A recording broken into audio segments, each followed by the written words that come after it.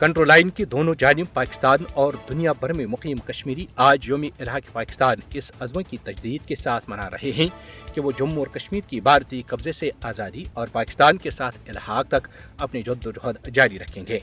کشمیری عوام کے حقیقی نمائندوں نے 19 جولائی 1947 میں سری نگر کے آبی گزر علاقے میں سردار محمد ابراہیم خان کی رہائش گاہ پر آل جموں اور کشمیر مسلم کانفرنس کے تاریخی اجلاس میں متفقہ طور پر پاکستان کے ساتھ جموں اور کشمیر کے الحاق کی قرارداد منظور کی تھی۔ عظیم آزادی پسند قائد شہید سید علی گیلانی کا نعرہ ہم پاکستانی ہیں، پاکستان ہمارا ہے، کشمیری عوام کی پہچان بن چکا ہے۔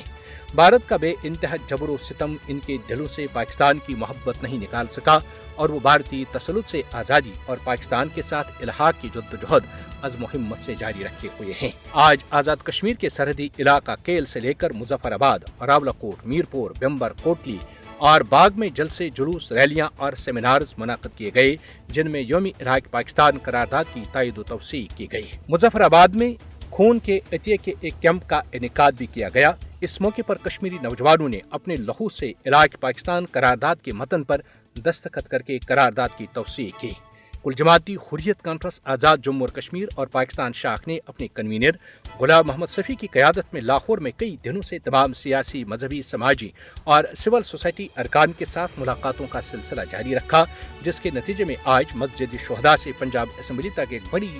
ریلی نکالی گئی، جس میں مرد و خواتین، بچوں اور بزرگوں نے بڑی تعداد میں شرکت کر کے یوم الحاق پاکستان قرارداد کی تائید کی۔